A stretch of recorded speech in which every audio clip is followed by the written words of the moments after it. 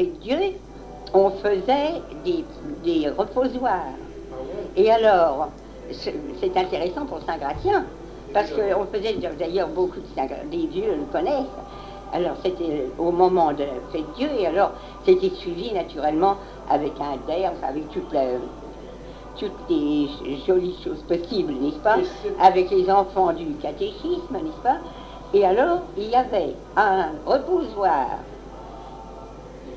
Il y avait un reposoir d'abord dans la propriété terrestre, sur la maison terrestre. Oui. Ensuite, on prenait... La maison Thérèse, la maison de Monsieur Thérèse, c'est-à-dire cette maison qui se trouvait, qu'on a démolie il y a quelques années seulement, qui se trouvait à côté de la rue des Bellefeuilles. C'était une maison assez carrée, vous savez, pas élégante en somme. Mais elle était bien dans l'ancienne avenue, dans l'avenue des Bellefeuilles. Elle était toujours, elle était avenue des Bellefeuilles, mais elle donnait sur l'avenue Choisy. Oui. Elle donnait sur l'avenue Choisy.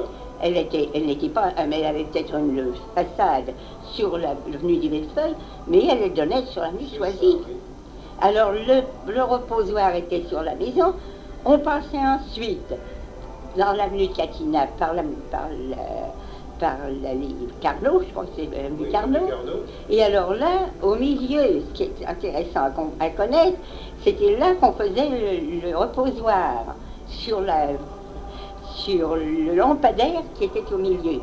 Et c'est Monsieur Debris, n'est-ce pas, Monsieur Debris, un grand horticulteur de Paris, qui à ce moment-là avait le terrain qui forme la Carnot est là, et qui s'en va vers le lac, et bien qui fait l'angle avec l'avenue Carnot et l'avenue Catinat. Oui, et alors, il avait là de très belles plantes, des arbustes très jolis, et c'est lui, protestant, qui aidait à orner ce jardin.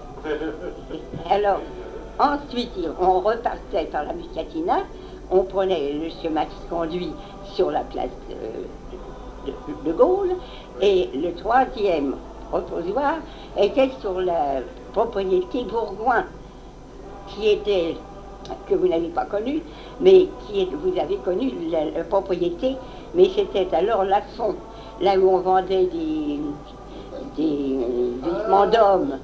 Et bien, c'était la propriété de M. Bourgoin qui a réussi. À ce moment-là, c'était un jardin, alors c'était pas construit. Non, c'était contre le magasin. Oui, ah bon. Devant le magasin, vous savez, se formait le grand magasin, et on faisait le reposoir devant le magasin. Alors après ça, on fait pareil. Et ça se passait vers quelle époque, ça? Comment? Ça se passait vers quelle époque? Oh, ben ça, vous savez, c'est au moment... écoutez, moi, je suis de 83. Ça devait être... Alors, je devais avoir 12 ans à ce moment-là, oui. N'est-ce pas? Ça ferait peut-être 95. Un peu avant 1900, quoi, 95. Les vœux? Oui, oui.